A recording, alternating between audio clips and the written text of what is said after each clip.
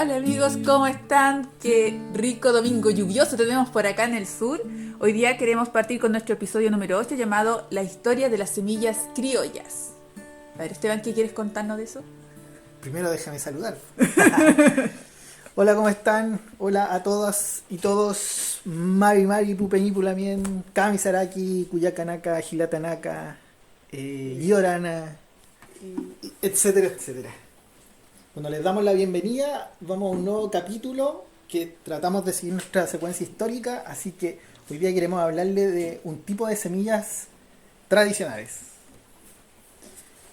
La verdad es que solo les queremos explicar que nosotros entendemos de que, de hecho, en muchas de nuestras presentaciones hablamos de las semillas tradicionales, pero las separamos en ciertas, no sé, categorías que tienen que ver con el origen más que otra cosa, ¿no? Ujú. No nos importa, o sea, no es un tema discriminatorio, sino que lo interesante de conocer el origen tiene que ver con, bueno, asombrarnos de la capacidad adaptativa que tienen algunas semillas, pero también ver los conocimientos asociados, ¿cierto? La parte histórica, cultural, y ver cómo llegaron también al país y cómo se fueron adaptando, con cómo llegaron con procesos migratorios.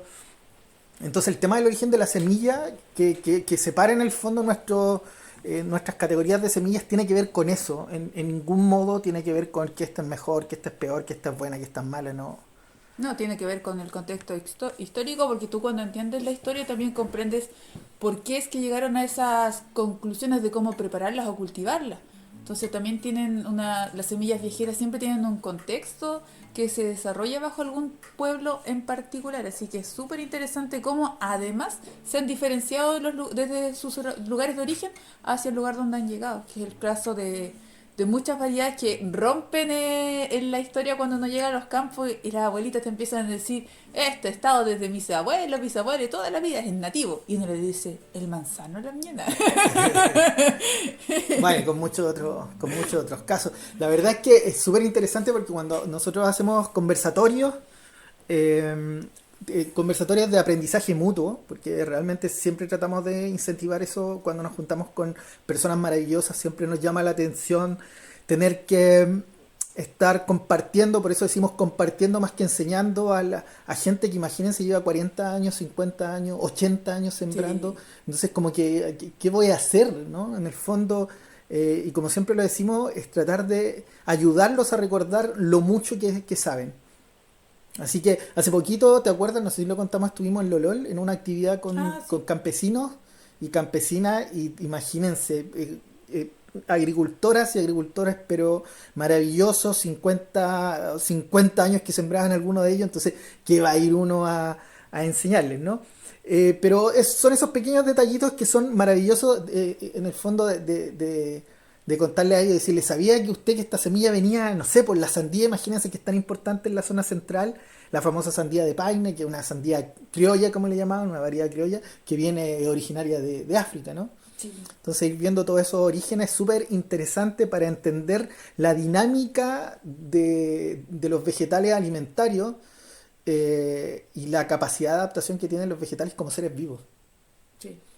Que es milenaria al fin de cuentas. Igual uno no se imagina, por ejemplo, hay abuelos que igual hemos estado conversando a todo esto, como estoy en el tema de los socios, la gente que ha ingresado a nuestra campaña de Somos 500, que es el sueño de alcanzar a 500 personas en una dinámica muy particular, así que si no lo han visto, los invito a que le den una vueltita. Y bueno, y en esas conversaciones que tenemos con cada uno de ellos, sale esta conversación de los abuelos, de hay mucha gente que aprendió y vuelve a la huerta por sus abuelos, y abuelos que son centenarios, a Sí. ese punto estamos hablando, abuelos que vivían tantos años.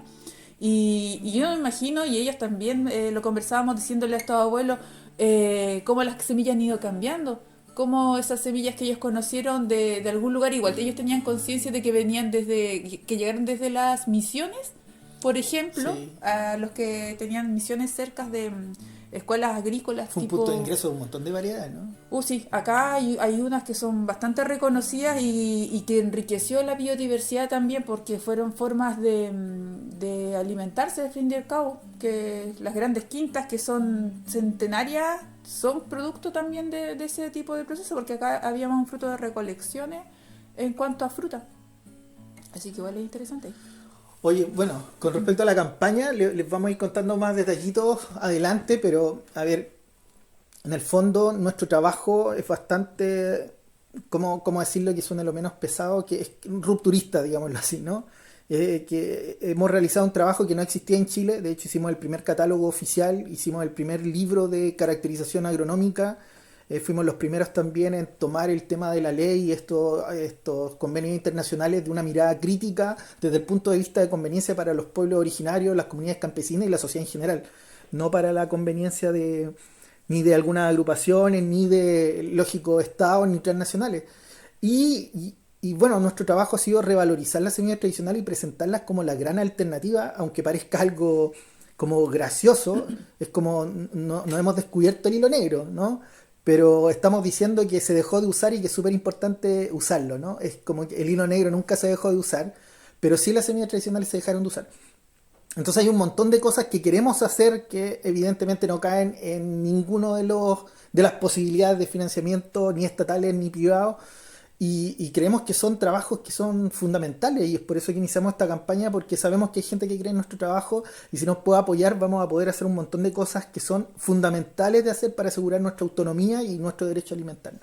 Oye, Eso de hecho, como sí, detalle. un tema que sale muy recurrente es que la gente no se imaginaba que éramos completamente independientes y autogestionados.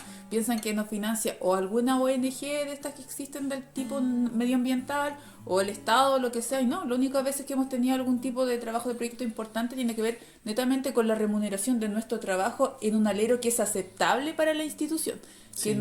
que no es que tengamos que hacer lo que realmente hacemos, siempre tenemos que maquillar lo que hacemos para poder llegar a Sí. concluir con esas cosas. Que no dejamos de hacerlo por lo demás. No, nunca. Y esa parte es la que nosotros queremos compartir con la gente, que sea activa, partícipe. Imagínense lo que sería para todas esas personas estar frente a un documento que el día de mañana diga este es el listado oficial de variedades de dominio público en Chile y esté con cada uno de los nombres de las personas que fueron partícipes de este proceso, que son estas 500 personas, y trabajar para ellos. Bueno, y un montón de cosas, análisis bromatológicos, que son cosas que el sistema sabe, el Estado sabe, las instituciones saben que son fundamentales, pero no son fundamentales para los marcos de privatización, ¿cierto? De sacar un beneficio económico. En el fondo todo esto se trata de O entrega propiedad, migajas propiedad también, pues. intelectual, ¿no? Vemos muchas Entonces, instituciones diciendo que hacen lo que se supone que deberían estar haciendo, que en el fondo es lo que realiza nuestra labor, pero son maquillajes o procesos que son netamente migajas, haciéndole creer a la gente de que están haciendo efectivamente la entrega de variedades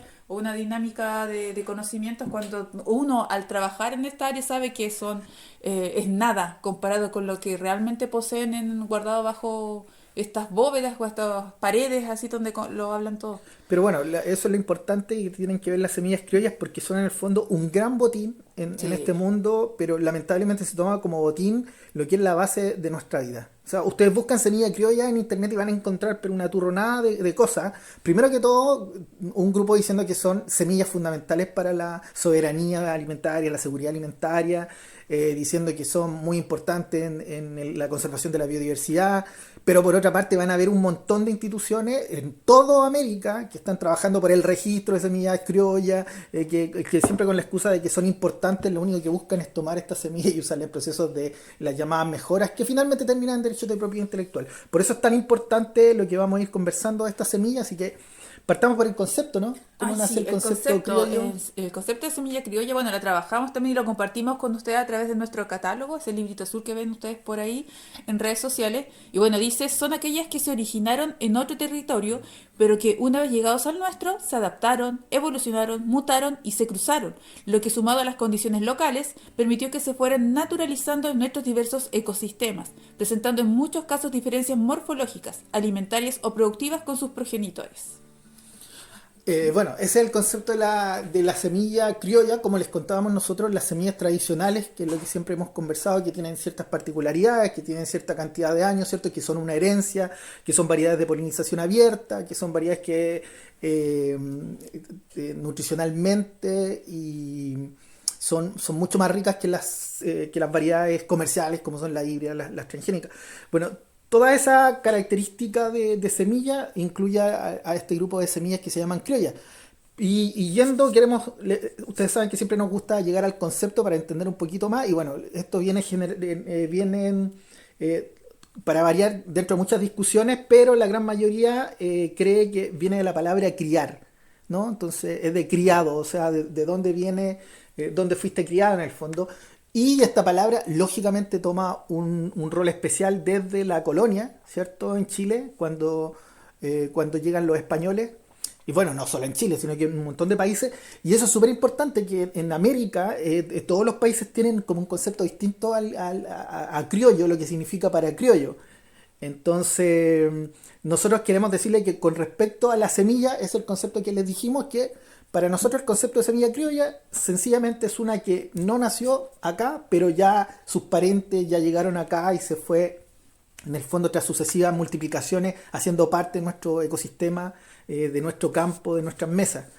Y tenemos un listado enorme de semillas. Sí, pero de hecho también el tema con el concepto criollo tiene que ver con este trato, nace de un trato peyorativo de los nacidos en América, a los que no podían optar a ningún título, que sé yo, siempre era como una cosa poca, pero finalmente fue evolucionando como muchos conceptos y se reivindica a través de los procesos independentistas y se genera todo un valor a lo que era criollo en la identidad y la cultura asociada, y ahí comienza como otra mirada. Y hoy en día, por ejemplo, decir las costumbres criollas es como que es muy del campo tradicional de cualquiera de los países en Latinoamérica.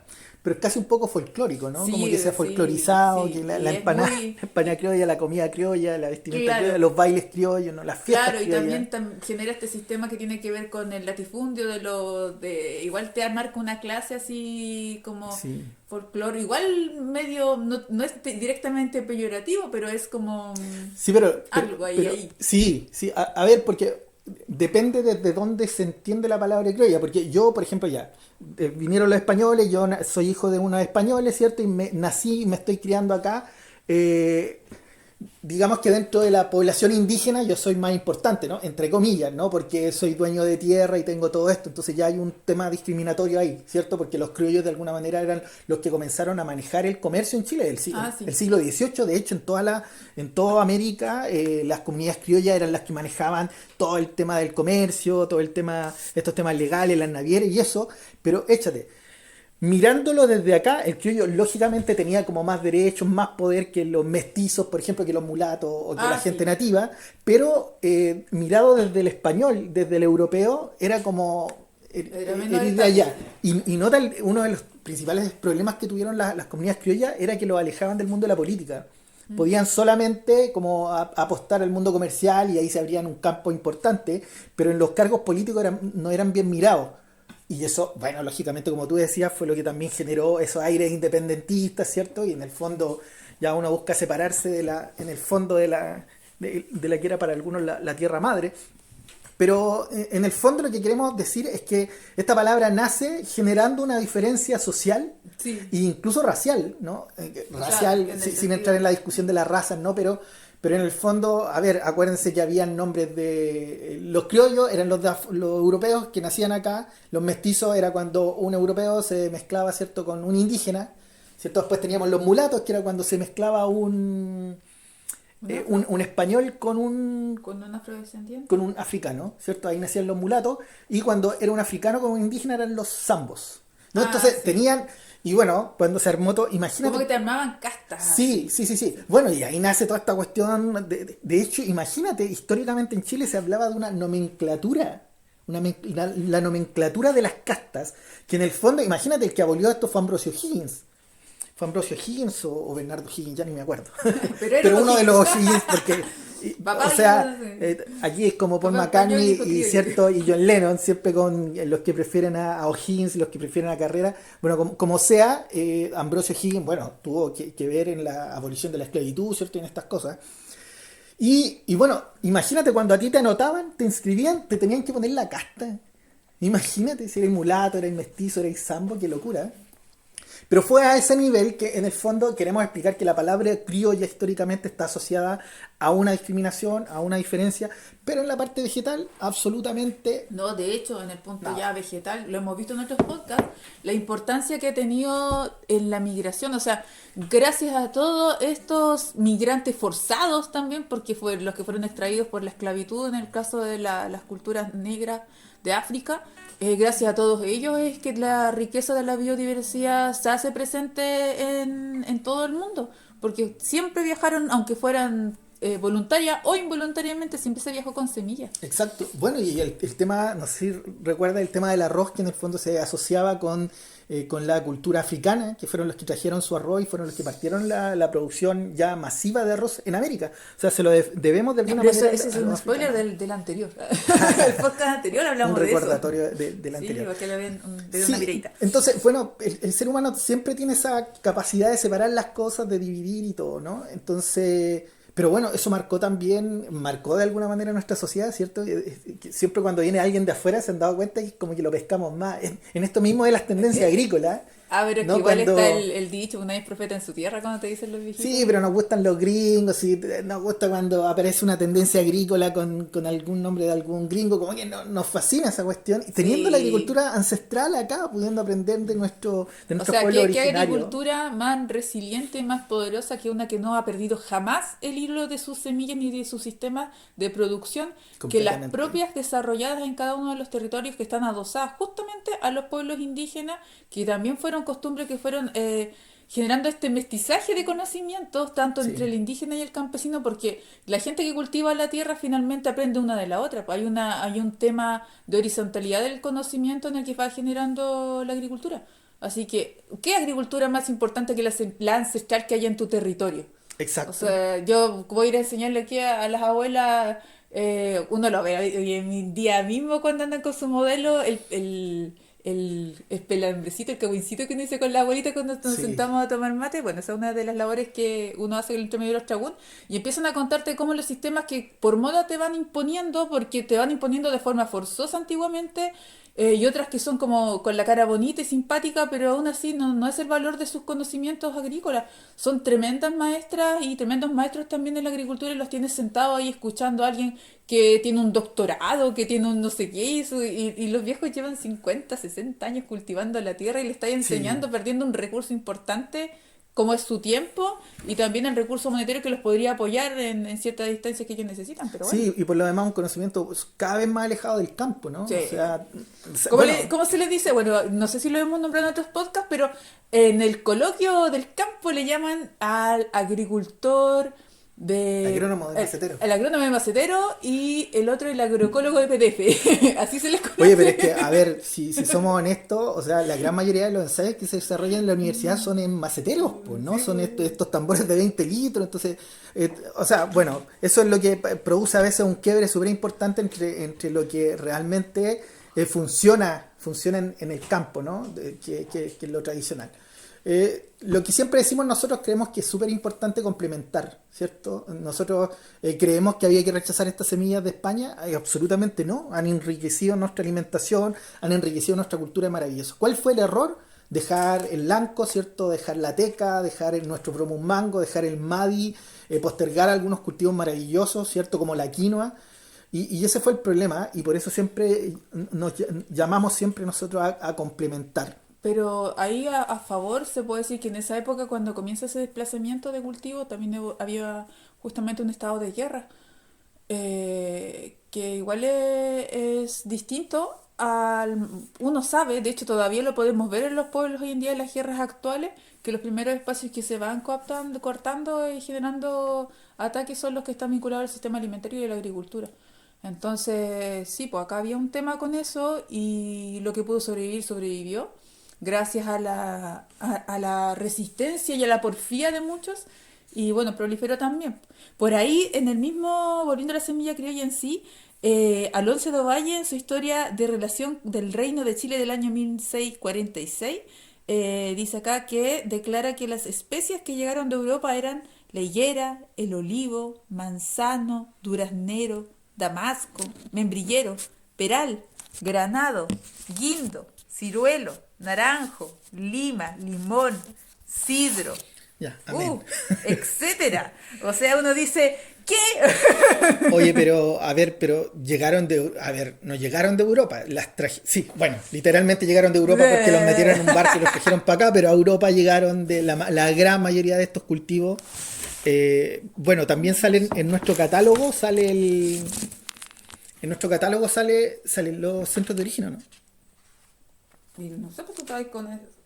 Oye, no sé, me, Nosotros no hemos... me crucificaría si, no puedo creerlo. Y no sé.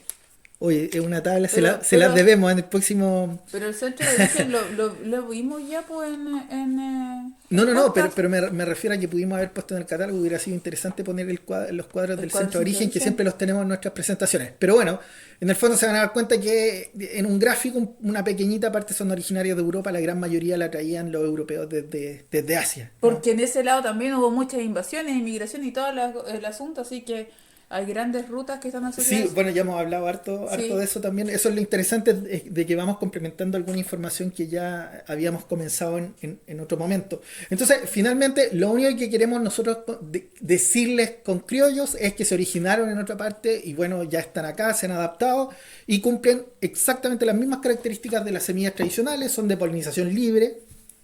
Ya son, lógicamente son heredadas, la gran mayoría de las semillas para ser criollas han sido heredadas, se adaptan a todo, absolutamente, mutan, tienen la capacidad de diferenciarse, y eso lo hemos visto porque han pasado siglos, ¿cierto? Acá, o sea, imagínense desde que llegaron los españoles, llegaron estos cultivos, son reservorios de diversidad genética, ¿cierto? Tienen mejores características organolépticas, mejor sabor, mejor aroma.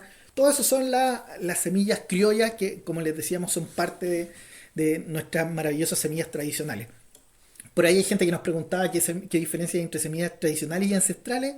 ¿Y saben qué es? Bueno, en el fondo técnico y más profundo, es que generalmente lo ancestral se asocia a los pueblos originarios, ¿no? Y la tradición es algo que se ha ido adoptando con el paso del tiempo. Entonces, en términos de tiempo, podríamos hablar de algunas semillas ancestrales que son ya las que tienen milenios y las semillas criollas que pueden haber sido ingresadas hace algunos pocos años.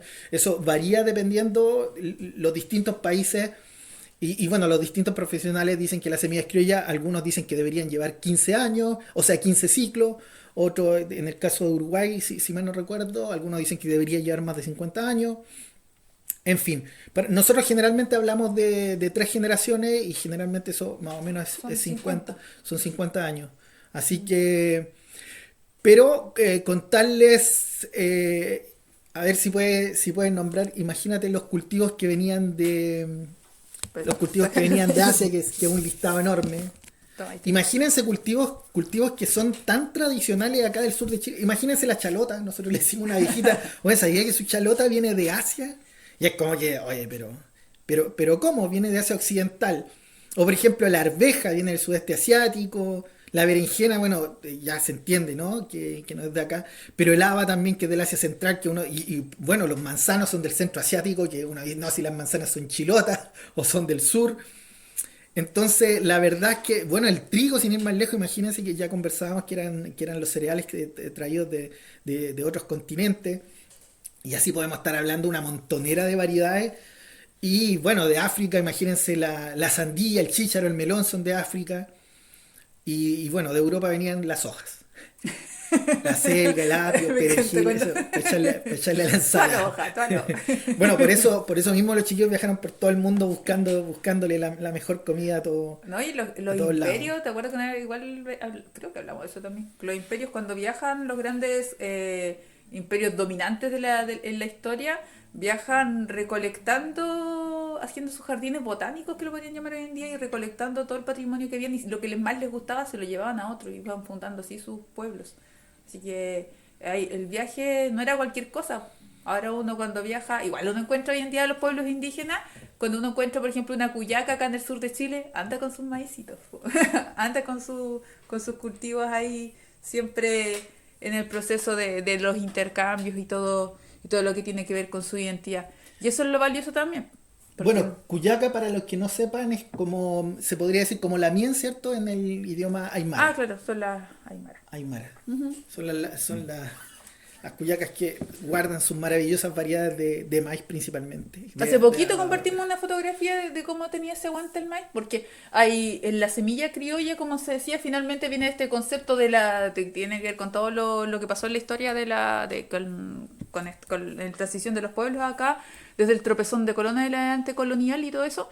Pero también resulta que las semillas han tenido distintas etapas en sus oleadas, podría decirse, de migración, si es que uno vaya a ver los centros de origen y cómo van generando las etapas de desarrollo de la agricultura pre este proceso. Uno ya no sabe cómo llamarle al final porque todo el mundo se puede ofender por todo. Entonces uno dice que el Abyayala, la América, prehispánico, precolombino, cualquiera de esas cosas, pero ahí, en ese tiempo.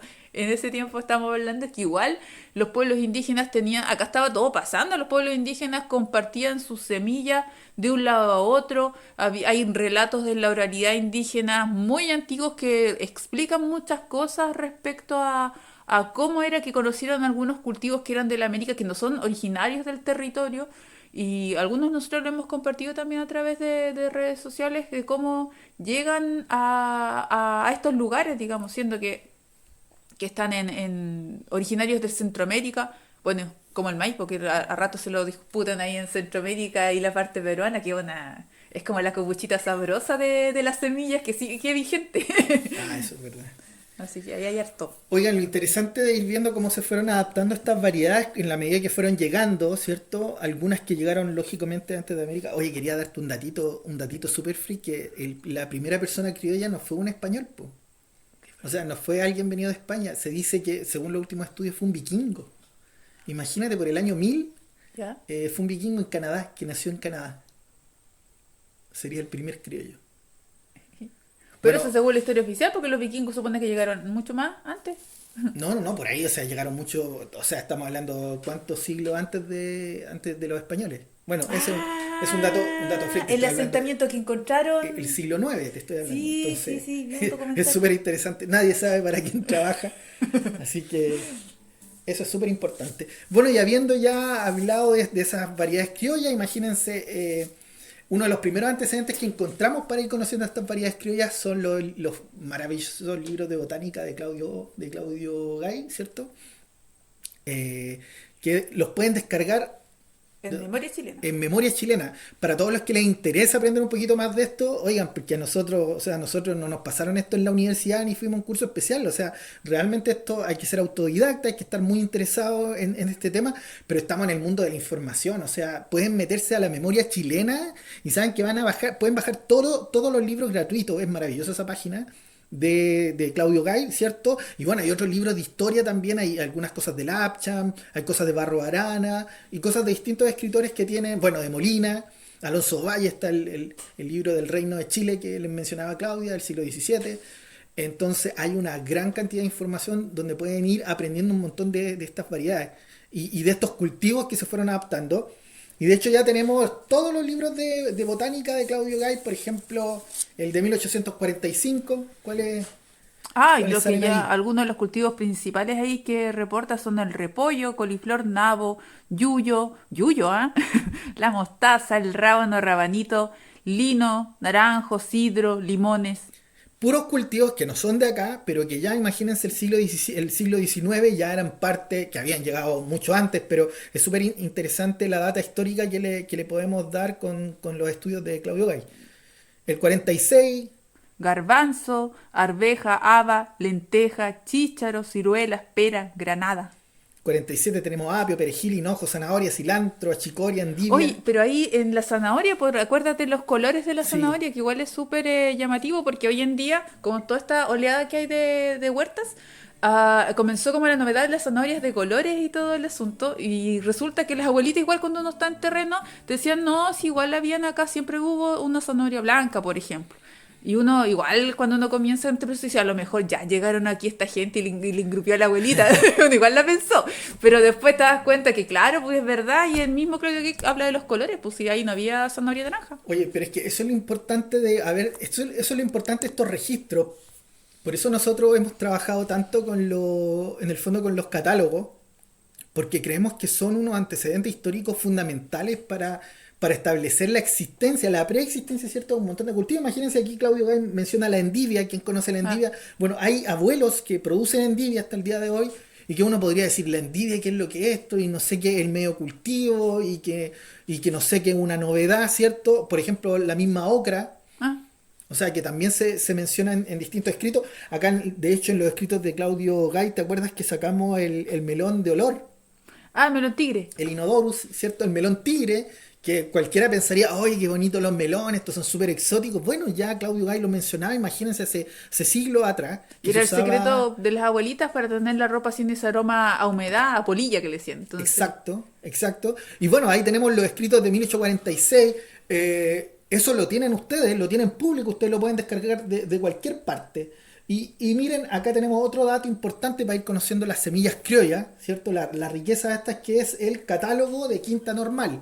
sí. Ustedes se meten a Cuando Google y la ponen quinta era catálogo quinta. quinta normal y les va a salir un catálogo, imagínense, del año 1893. Les va a salir un catálogo, imagínense, más de 100 años y van a ver un montón de variedades que ingresaron a Chile a través de, bueno, el movimiento agrícola que empezó a tomar una gran importancia el siglo XIX.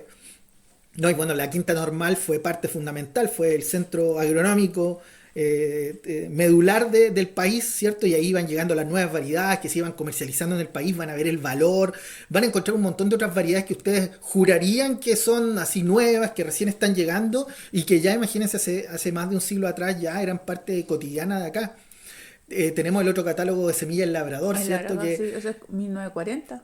sí, hay uno de 1930 también, Ah, ellos lanzaron distintos catálogos, así que imagínense, estamos hablando prácticamente 100 años, un catálogo maravilloso donde van a encontrar un montón de variedades. Por ejemplo, ahí está la ocra, que se le llama bamia también, que es un cultivo de origen árabe, que quizás algunos de ustedes lo conocen, en la parte norte de Chile las migraciones árabes fue de los cultivos que trajeron, ¿cierto? Y la berenjena, que está muy asociada a la alimentación oye, árabe. pero en esa época, cuando está la quinta normal, cuando están estos invernaderos que todos quisiéramos tener esos Sí, bonitos, que son como de unas vidrio. góndolas de vidrio, así, que por ahí andan algunos abandonados en Santiago, que, bueno, esos invernaderos hermosos, era porque también esas semilleras tenían un público objetivo que era bien particular, que eran las mujeres pudientes de las casas Exactamente. acomodadas. Ellas hacían sus jardines como comestibles, huertas o algo así le tendrían como un nombre, pero tenían ese proceso porque era distinto, independiente de lo que sucedía aún en los campos, que la gente siempre ha cuidado y conservado ese proceso de la guarda de sus semillas, aún en ese tiempo. Estaba eso, estaba que se estaba convirtiendo en una actividad de la clase alta. Oye, ¿y eso qué es una huerta urbana, pues, no? Sí, podría llamarse como ya el nacimiento de lo que es la huerta urbana. O sea, la huerta urbana Bueno, no digamos que es algo repentino de ahora, como muchas veces se les quiere hacer creer que es como, esto están casi, ahora es peyorativo de repente cuando le hablan a las personas, pero no, tiene toda una historia asociada a la migración, campo-ciudad. oye, lo maravilloso que siempre encuentro yo de la agricultura urbana es que demuestra que la agricultura no es del que estudia, es del que la practica. Y creo que la agricultura urbana, que siempre lo decimos, va a tener su capítulo aparte, así que lo vamos a dejar ahí, pero en el fondo eso es lo que nos ha llevado a comprender que finalmente la agricultura y los conocimientos agrícolas, la sabiduría agrícola, la práctica y la expertiza agrícola está asociada al hecho de practicar la agricultura, de realizarla. Así Sí. que nosotros encontramos maravilloso eso porque nos hace volver al pasado, o sea, eh, increíble, yo lo encuentro maravilloso. Oye, y a todo esto, bueno, uno puede revisar un montón de cosas ahí ¿Memoria chilena? en el catálogo de la quinta normal. Van a encontrar un montón de especies y de variedades y súper interesante. Van a ver los precios de esa época, van a ver los formatos en los que venía, a veces hijuelos, a veces venían bulbos, ¿cierto? Otras veces semillas. Y bueno, en el catálogo del labrador también, imagínense, venían cultivos como la pastinaca, el salsifi, que son raíces, que son súper importantes, que son tradicionales, y que de repente uno dice, oye, pero serán tradicionales porque re poca gente las tiene, y como ya alguien te dice que es su abuelita, y para eso es tan importante un catálogo porque les permite corroborar, ¿cierto?, la información de qué cultivos son criollos, qué cultivos se fueron adaptando, qué cultivos ya tienen una data súper importante. Cuando nosotros lanzamos el primer catálogo era como que, oye, ¿cómo hacen eso? O sea, es una locura porque los catálogos, ustedes buscan catálogos agrícolas o de variedades en internet, van a encontrar que hay un montón de catálogos que han hecho en Perú, que han hecho en Bolivia, en Ecuador, en Uruguay, en Argentina, Y acá son tan pocos los catálogos que se han hecho como en el fondo le vaya a dar información a un privado cuando ya los privados ya catastraron y prospectaron, sacaron todas las Todo. muestras de semillas ya del país. Lo, Pero ojo también que es una consulta constante que se me ha dado en esta dinámica de conversar con la gente, hacer la vida social de los de los socios, de socios, los socios. de la familia. Sí, sí, de nuestro familión ahí que tenemos. El proceso reflexivo respecto a la existencia de catálogos, porque también hoy en día el ser humano en sí, no solamente en Chile, el concepto de catálogo lo asocian como una revista que te va a tener una lista de precios y punto, ¿cachai? Algo como comercial de ese tipo. Pero resulta que el catálogo es mucho más que eso, el catálogo es ordenar algo de una forma lógica para que tú puedas conocer y mantener un conocimiento como de dominio público, por llamarlo, y esa es la función que hace nuestro catálogo, que es unirse a estos otros catálogos históricos que hacen ese proceso descriptivo. Y la idea acá en el tema agrícola, como otros que tengan que ver con el proceso de difusión de conocimiento, es que sea un catálogo no por una colección de información, sino que sea información corroborada, respaldada por un ciclo de investigación. Y en ese contexto es que nuestro catálogo es único en su especie también, pues en su tipo, porque hay un proceso de investigación, no de que, aló, hola, ¿cómo está usted? ¿Qué tiene? No, nosotros hemos sembrado cada una de esas variedades por más de una década, hemos hecho el proceso descriptivo todos esos años y se ha ido realizando con esa rigurosidad y responsabilidad porque lo que nosotros creemos que cada uno de ustedes merece tener conocimiento como corresponde, pues de una forma real. A nosotros nos costó, pero también creemos que es importante ir dando luces de por dónde ir. Exacto. Para que vayan Sí. avanzando también cada uno en sus espacios. Hoy hay un detalle, los informantes, que por otra parte, nosotros en todos estos años de experiencia nos hemos dado cuenta que hay cierto número de informantes que no son verídicos, ¿no? Que son personas que te dicen, no, esta semilla es muy antigua, la tenía no sé quién, y tú te pones a averiguar y te pones a sondear en el fondo la historia y ya la persona, bueno, nosotros ya con los años de experiencia ya sabemos cómo preguntar, ¿no? Sí. No es como que dígame que semillas tradicionales, porque la gente se predispone cuando dice, oh, vienen los de biodiversidad, andan viendo las semillas tradicionales, quieren pero ¿te acuerdas intercambiar y lo que todo, te como que pasó en todo la feria? arman, ahí en ese momento pasan a ser todas tradicionales. Después va la gente del PDTI y son todas comerciales. Y así, bueno, la gente se va acomodando. Entonces, ahí uno con el tiempo va armando confianzas, va conociendo a personas maravillosas que son absolutamente veraces. La gran mayoría han sido personas veraces que nos dan una información y de hecho nosotros nos dejan así como te dejan pensando, oye, pero ¿será esto realmente así? Y después Te uno llegan a termina confundir. corroborando, ¿no? Sí, Porque, sí. oye, esta variedad que pensábamos que era exótica es criolla, o sea, llegó aquí en alguna de estas oleadas y ahí nos vamos a confirmar al catálogo de Quinta Normal, nos vamos a confirmar al catálogo de Semilla de Labrador y otra información. Por eso es tan importante toda esta información, todos estos catálogos que muchos de ustedes no han comprado y lo cual agradecemos porque nos ayuda a seguir haciendo más información. Es que imagínense en 50 años más, cuando este catálogo ande por ahí, cuando ya sean la mayoría robots. Bueno, no sé qué pensar de aquí 50 años, la verdad, porque así como avanza toda la cosa ya, capaz que Arturito, no sé, no le importe, va a estar todo... En fin, pero alguien irá a encontrar y esperemos de que las sociedades puedan seguir manteniendo su derecho a la alimentación, a producir su semilla, y esto les va a servir un montón, ¿no? Porque va a quedar un registro de qué semillas hay en Chile y más encima ya son tradicionales, por lo tanto la gente va a poder asumir que desde este año ya hacia mucho más atrás están estas semillas. Y a todo esto, mucha de la gente que nos criticó por hacer catálogo, sin ningún argumento técnico, porque realmente, o sea, pensar en que tú haces un catálogo y que eso puede ayudar a la privatización, cuando en el fondo todas las instituciones privatizadoras ya tienen esta información hace 50 años, todas esas personas resulta que ahora tienen catálogos, po, pero son para vender, entonces uno dice, va, miren ustedes que los catálogos no son para venta, ustedes pueden revisar nuestros catálogos, van con un montón de información que es sumamente importante, que complementan todo eso, y nos gustaría hacer catálogos más productivos, ¿cierto? Y eso lo vamos a hacer con los socios dentro de las cosas que queremos hacer con sus fichas productivas, ya que uno pueda conocer una variedad mucho más profunda, ya manejar lo que son rendimientos, plagas asociadas. Esa es una montonera de información que hemos ido levantando en todo este tiempo de investigación, porque, como les decía Claudia, sí, podemos hacer un proyecto, hacer algunos talleres, una visita, unos semilleros allá, pero el trabajo de nuestra huerta no lo financia nadie. Y son meses que pasamos midiendo, pasamos leyendo, pasamos pesando, pasamos, ¿cierto? Sí, o sea, y recolectando. cuando uno les cuenta a la gente que nosotros una semilla, desde que es semilla hasta que vuelve a ser semilla unas 3 veces, la estamos acosando, le estamos tomando fotos, la estamos midiendo, le estamos tomando sus descripciones variantes de colores, qué sé yo, que cuándo germinó, qué es lo que hizo, que se hizo algo nuevo para corroborar. nosotros tenemos huerta siempre al aire libre todo el año. Entonces ahora, por ejemplo, con estas heladas que han pasado su capa de hielo de 1 centímetro, afuera están las coles, están las lechugas, con ellas experimentamos de una u otra forma cuáles son sus condiciones para desarrollarlas en este contexto actual, que igual sí, el clima siempre ha sido, por ejemplo, en el sur así lluvioso y todo el asunto. De hecho, yo recordaba varias veces en que nos quedamos aislados acá con mis abuelitos, pero finalmente la forma en la que ahora se viven estos ciclos es distinta, es más repentina. Entonces, como que no hay un proceso de transición. Así que igual se va viendo, hay gente que, por ejemplo, como hemos tenido todo este flujo de información a través de el WhatsApp de dominio público, Sí. nos han mandado videos, ponte tú, del tomate tenca en floración aún en zonas que son centrales, que ya debería haber terminado su ciclo también, porque igual les ha caído sus heladas, pero ahí están produciendo. Entonces es muy bonito la instancia que se va generando con los cultivos, como nos vamos conociendo a través de nuestras huertas a nivel nacional, cómo van reaccionando en este contexto. Eso es lo importante, porque hay mucha gente estudiando el cambio climático, pero nosotros, ¿qué es lo que estamos estudiando? Es cómo se comportan nuestras variedades tradicionales a ese cambio climático, ¿cierto? Sí. Cómo se van adaptando. O sea, miren lo que les voy a contar. Esto no se lo van a creer.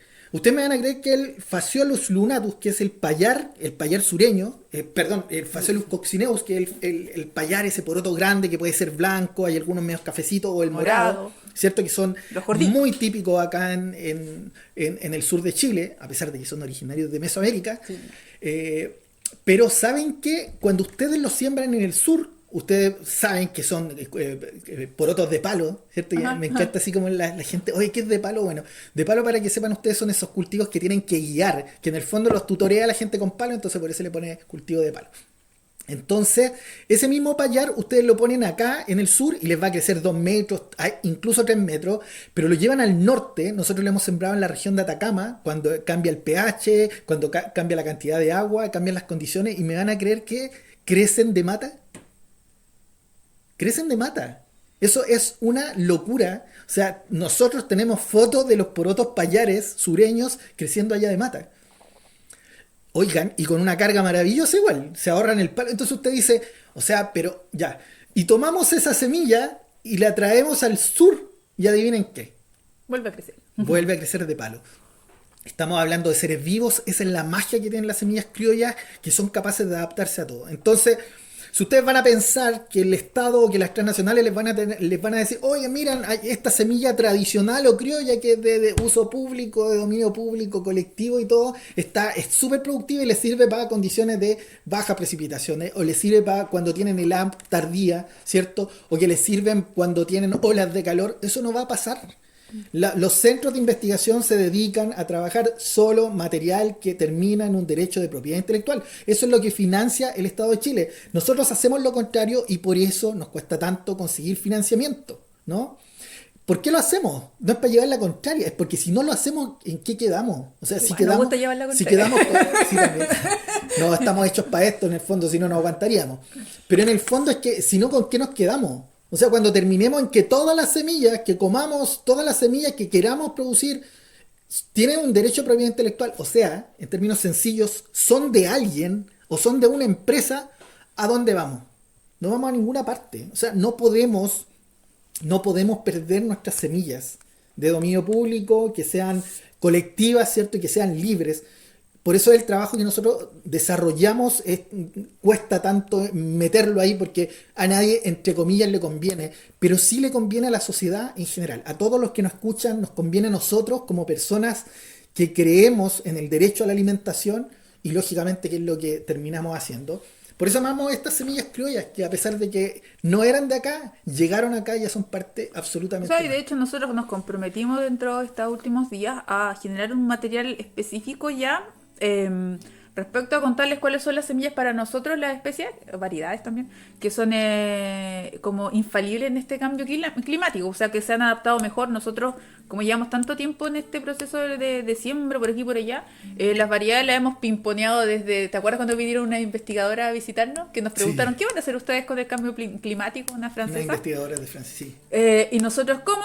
Entonces dicen, no, porque pasa esto, todo lo que sabemos que dicen del cambio, y nosotros, pucha, llevamos ya no sé cuántos años haciendo el pimponeo de zona extremo norte de Chile hasta acá al sur del país, sembrando intuitivamente, no sé, el camino nos llevó, qué sé yo lo que pasó, pero finalmente es así que sí, que se ha generado con un contexto climático y territorial geográfico completamente distinto, con el suelo distinto, con sales distintas, con todo distinto. Entonces, finalmente nuestras pH, semillas textura, que estructura. están más capacitadas. Por eso es que cuando ustedes nos cuentan, nosotros agradecemos mucho esa retribución de información, nos cuentan que cuando siembran nuestras semillas siempre les sale.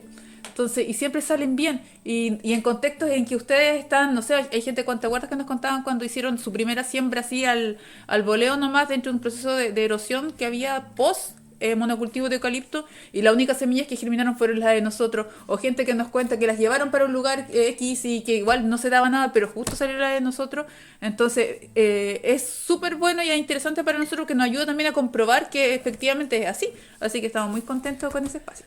Oye, y respecto, bueno, a los semilleros, cuando a nosotros nos llegan semillas, para que sepan ustedes, siempre comprobamos que una semilla tenga las características que se nos dice. Eso también a nosotros nos ayuda para saber la seriedad de nuestros informantes, ¿no? Cuando nos traen las semillas, nosotros las pasamos a nuestro semillero y vamos viendo si, bueno, nos ha tocado que dice variedad de mata y sale de guía, ¿no? Entonces, o nos ha pasado que la arveja era negra, pero al final era manchadita, y nos van pasando cosas así, y bueno, uno va también aprendiendo. Las variedades criollas tienen ciertas particularidades que son las mismas de las semillas tradicionales, ¿cierto? En el caso de los tomates, por ejemplo, producen florones, la gran mayoría de esas flores, así que son una mezcla, ¿cierto? De varias flores, les salen esos tomates ahí, por apostillados. ejemplo, en ese caso, por eso está muy asociado el conocimiento de la agricultura con la parte culinaria, pues en la cocina.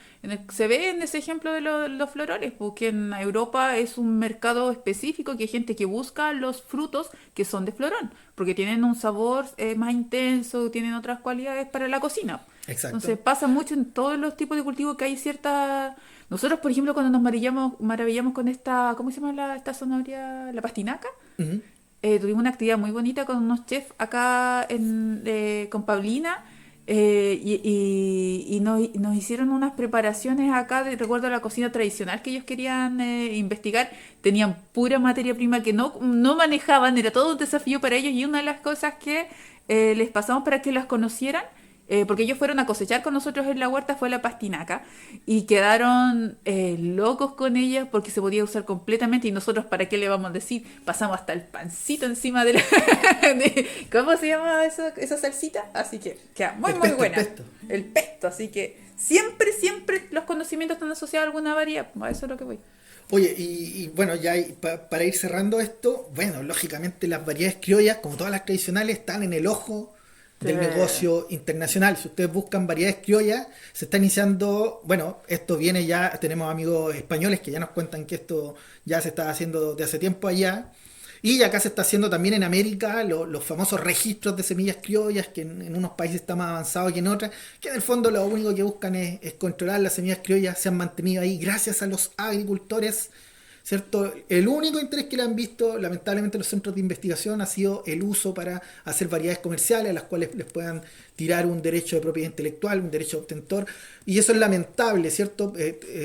En algunos otros países uno ve bastante investigación con respecto a semillas tradicionales de una forma pública. Eso uno lo ve en México, eso uno lo ve en España, ¿cierto? En Francia también hay bonitas experiencias, pero acá lamentablemente los centros de investigación se han dedicado exclusivamente a la mejora vegetal, que siempre termina o quiere terminar en un derecho de propiedad intelectual, que es lo que pasó, ¿cierto? Sin ir más lejos, en la famosa historia que no sabemos cómo irá de la Universidad Católica con estas variedades de quinoa, ¿cierto? Que está el reclamo de las Porque comunidades chilotas, pero que también es de las comunidades mapuche, y que la verdad es que fueron semillas mejoradas y seleccionadas por el pueblo mapuche durante siglos.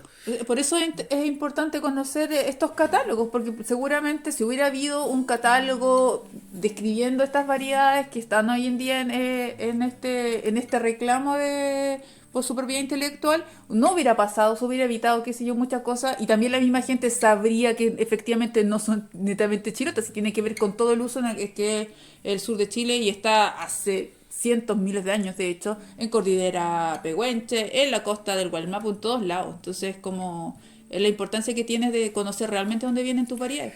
Sí, ¿sabes qué? El ser humano siempre tiende a clasificar, y más que todo, siempre a clasificar como con una tendencia negativa, ¿no? Como para Discriminatorias. discriminatoria, o en este caso, en el caso vegetal genético, tiende a discriminar con el interés privatizador, ¿no?